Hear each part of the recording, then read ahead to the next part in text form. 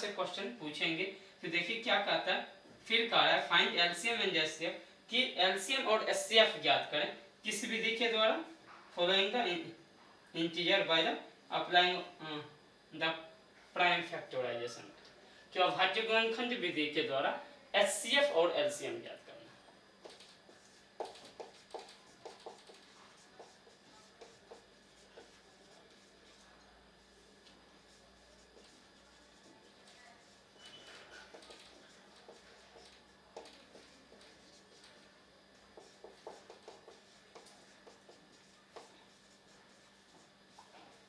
क्या कहा कि अभाज्य गुणनखंड विधि के द्वारा आप क्या कीजिए, एलसीएम और एचसीएफ ज्ञात कीजिए। नंबर क्या क्या है, एक देखो, ये भी क्वेश्चन पूछा हुआ है 12 बिहार बोर्ड में, 15 और क्या है 21, 12, 15 और 21। आप जाके देखो, हम बोल रहे हैं आप जाकर के देख लेना, बिहार बोर्ड का ये क्वेश्चन पूछा हुआ है।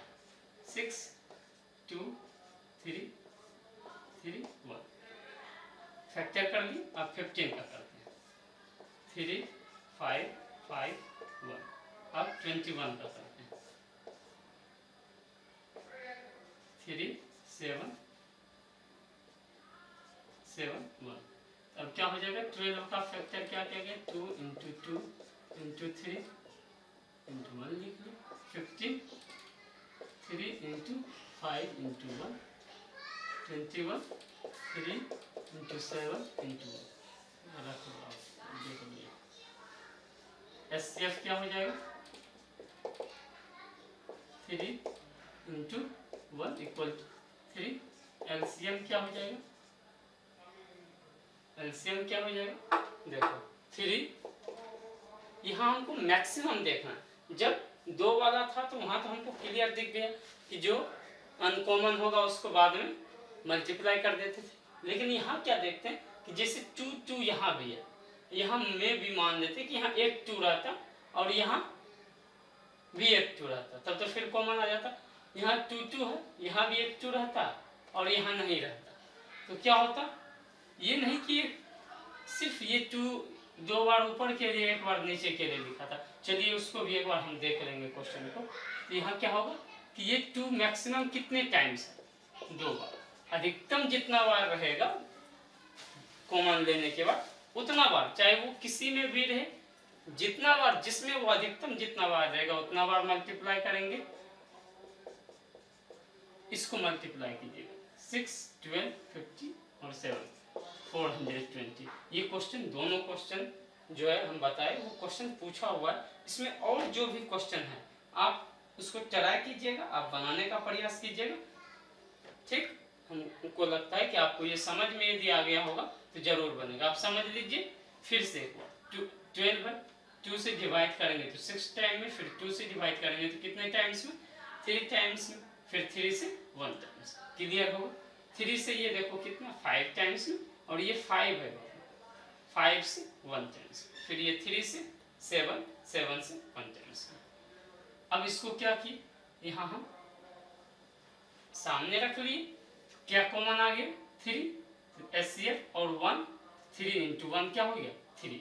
एलसीएम कैसे निकालेंगे, जो कॉमन आएगा उसको लिखेंगे और जो मैक्सिमम, उसके बाद देखेंगे कि जो नंबर मैक्सिमम जितना टाइम्स होगा, जैसे 2 कितना बार है, इस सब में नहीं है, ऊपर में 2 बार, इसीलिए 2 बार 2 से मल्टीप्लाई किए।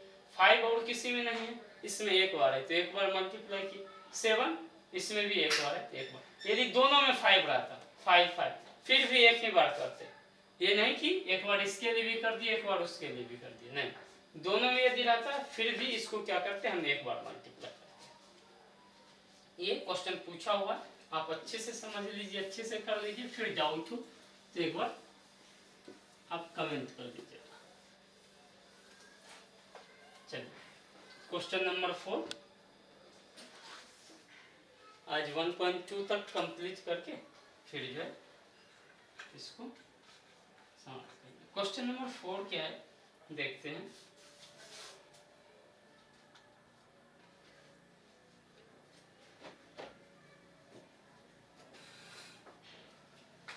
यदि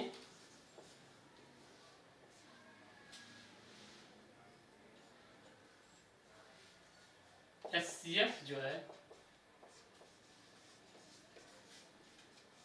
इसका HCF, इसका जो, इसका मतलब क्या हुआ कि आपको क्या दिया हुआ है, HCF दिया हुआ है 306 और 657 का कितना दिया हुआ 9। तो आपको क्या ज्ञात करना है, तो LCM ज्ञात करें।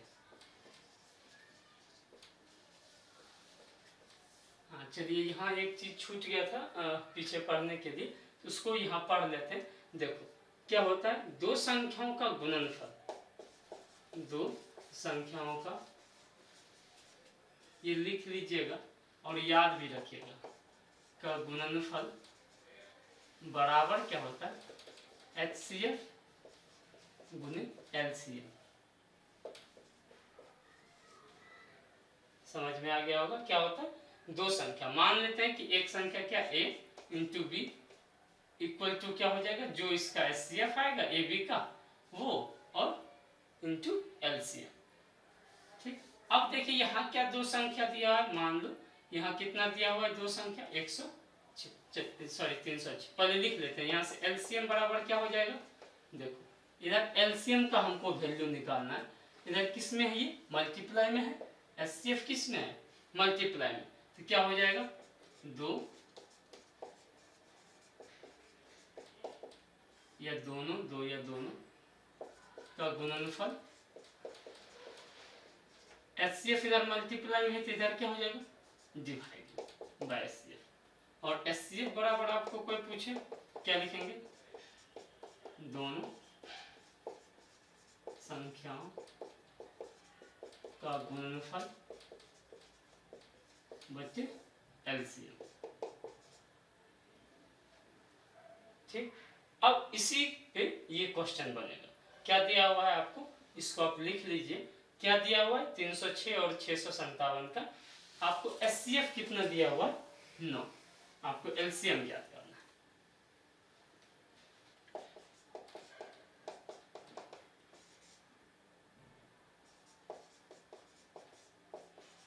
फर्स्ट नंबर कितना है, पहली संख्या कितना है 306, दूसरी संख्या कितनी है 657। ठीक, अब देखिए अब क्या करना है, हमको LCM निकालना है। व्हाट, LCM बराबर फार्मूला क्या होता है,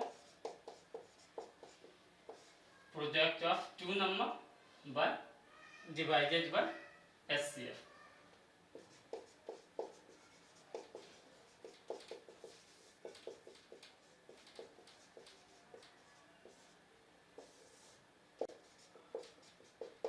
ठीक, अब देखो क्या है, हमारा 306 है और 657, 306 इंटू 657 डिवाइडेड बाई क्या हो जाएगा 9। देखो ये 9, ये 3, दोनों 3 से कटेगा,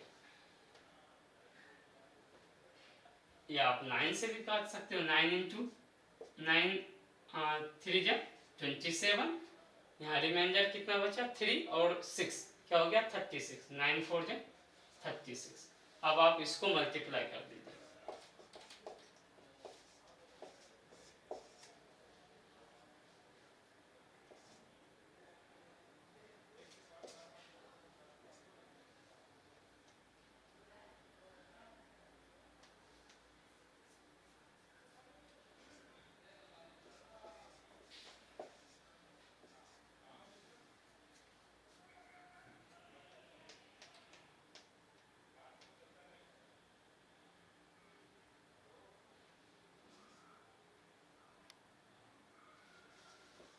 कितना हो गया 22338, 22338, ये क्या हो जाएगा अपना LCM।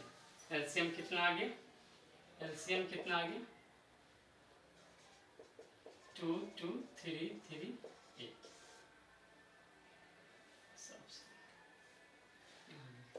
LCM 22338। शायद आंसर में इसका एक 3 आपको लगता है हमको कि, या एक चूक कोई एक छूटा हुआ है, तो आप आंसर मत जांच कीजिएगा, आप ये बिल्कुल सही है, ये आप विश्वास मानिएगा। आगे अब हम लोग 5वां क्वेश्चन करेंगे।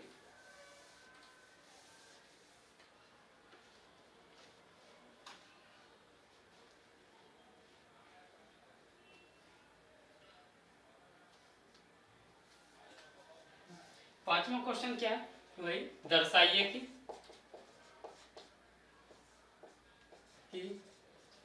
6 टू द पावर n का इकाई का अंक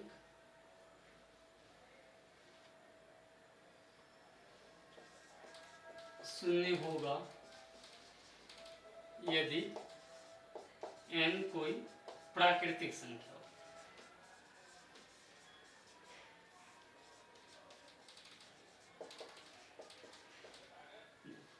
क्या है 6 टू द पावर n? ये पीछे एग्जाम्पल में हम लोग क्वेश्चन किए हैं, क्या किए थे, तो 6 का फैक्टर करो आप, क्या करो 6 का फैक्टर, क्या हो गया 2 into 3 to the power n। ठीक, अब देखो तो क्या हो गया, ये 2 इंटू 3 के फॉर्म में, ये 2 इंटू 5 के फॉर्म में तो है नहीं। जब 2 इंटू 5 के फॉर्म में हम जानते हैं, ये जो इसके बाद जो स्टेटमेंट वहां हम लिखे थे, आप उसी को जो एग्जाम्पल नंबर 4 में 4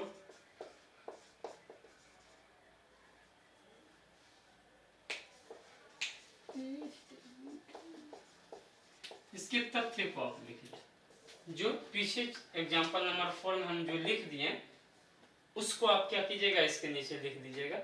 और इसमें ज़्यादा लिखने में हम अपना समय मतलब कि खराब नहीं करना चाहते हैं और ना ही आप काम करना चाहते हैं। इसके नीचे हम 4 में एकदम कम्प्लीटली लिख दिए, आप उसको लिख दीजिए। अब क्वेश्चन नंबर 5, ये सॉरी ये 5 था, हम क्वेश्चन नंबर 6 पे आते हैं।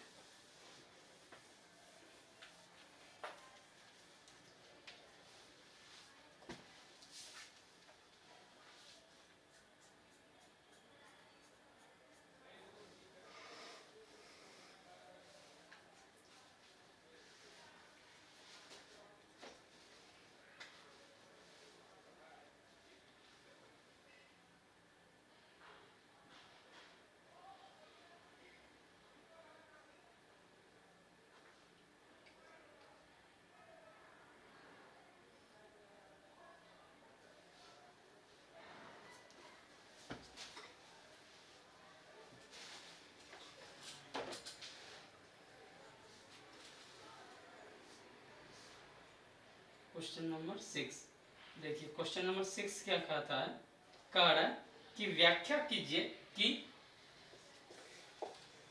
ये एक्सप्लेन कीजिए कि 7 multiply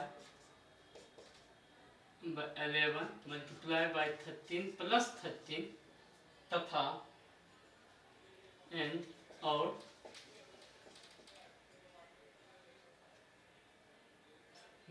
7 multiply by 6 multiply by 5, 7 multiply by 6 multiply by 5 multiply by 4 multiply by 3 multiply by 2 multiply by 1 plus 5 एक भाज्य संख्या होगा।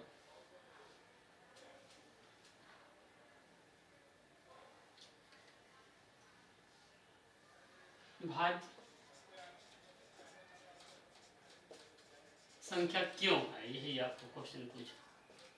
क्या पूछा कि व्याख्या कीजिए कि 7 इंटू 11 इंटू 13 प्लस 13 और and 7 into 6 into 5 into 4 into 3 into 2 into 1 plus 5 एक भाज्य संख्या कंपोजिट नंबर है।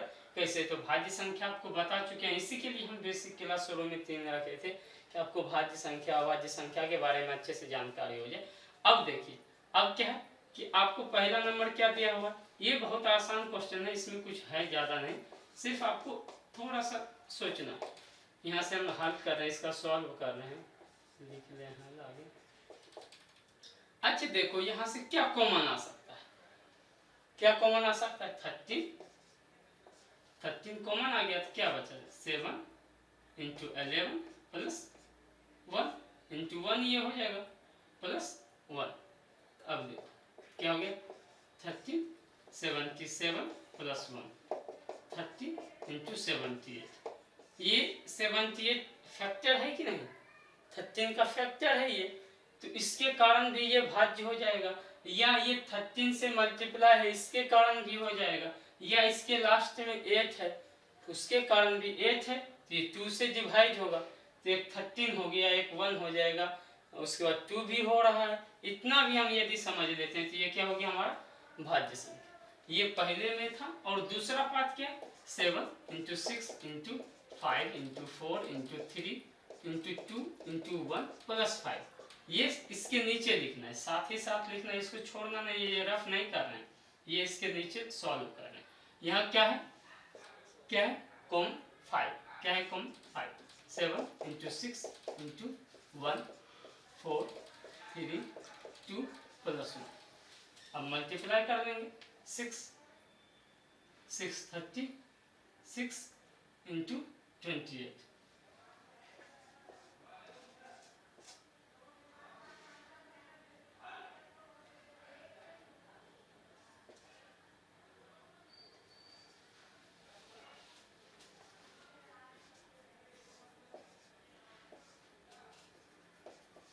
1008 हो जाएगा। 5 × क्या हो गया 1008, तो ये क्या है, ये कैसा नंबर होगा, कंपोजिट नंबर होगा कि नहीं, भाज्य संख्या होगा कि नहीं।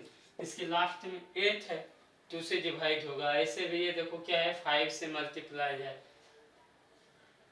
हाँ सॉरी +1 भी होगा, +1008 +1 क्या 5 × 1009, ठीक। ये क्या होगा भाज्य संख्या होगा, ठीक। क्यों, क्योंकि यहाँ देखो 5 क्या हो रहा है, इससे मल्टीप्लाई हो रहा है। अब जो प्रोडक्ट आएगा मल्टीप्लाई करने के बाद वो 5 से डिवाइड होगा कि नहीं, डिवाइड होगा, तो ये क्या हो गया, ये भी भाज्य हो गया, ये भी भाज्य होगा। उसके बाद लिखेंगे हेंस या अतः जो है ये क्या होंगे, ये भाज्य संख्या। अतः 7 × 11 × 13 + 13 और 7 × 6 × 5 × 4 × 3 2 1 + 5 एक भाज्य संख्या होगी।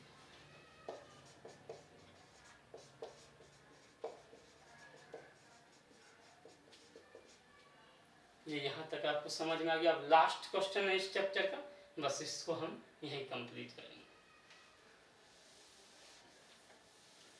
और लास्ट क्वेश्चन बिहार बोर्ड में 2 बार पूछा हुआ है, एक बार 2 बार नहीं 3 बार, एक बार ऑब्जेक्टिव में पूछा है, 2 बार सब्जेक्टिव में, जब 2-2 नंबर के क्वेश्चन आते थे पहले, तो उस समय 2 बार पूछा। लास्ट क्वेश्चन हम देख लेते हैं क्या कहता है। देखिए ये क्वेश्चन आप पढ़िए, इसको हम पढ़ते हैं, आप ध्यान से सुनिए और उसके बाद हम इसका सॉल्यूशन आपको बताएंगे क्या कहता है। आप अपने बुक में इस क्वेश्चन को देखिए।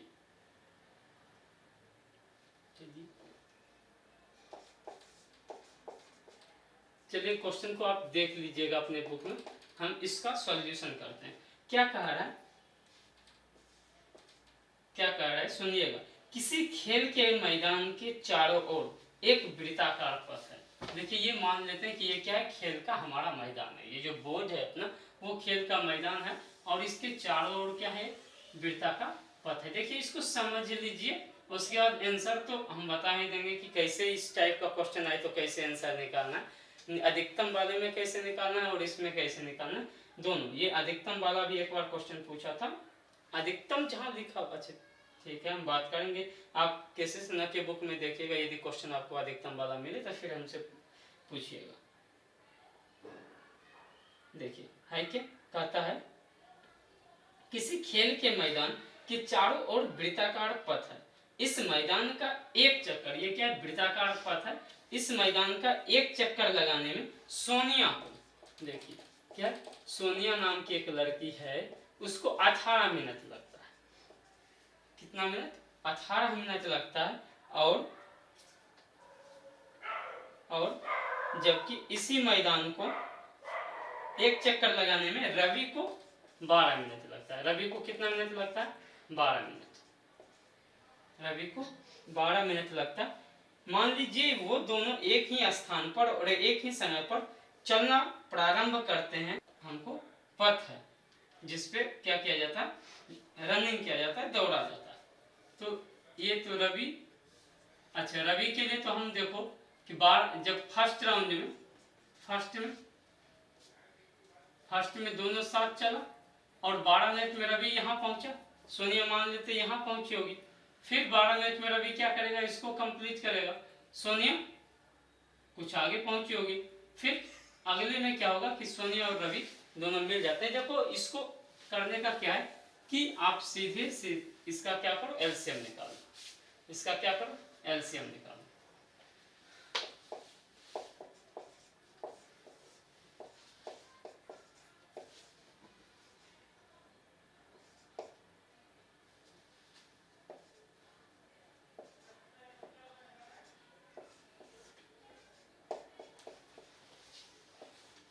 आप देखो क्या हो गया,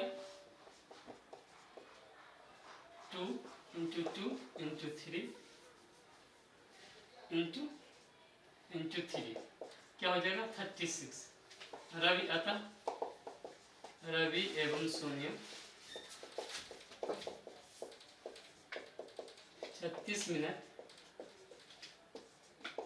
बाद पुनः मिलेंगे।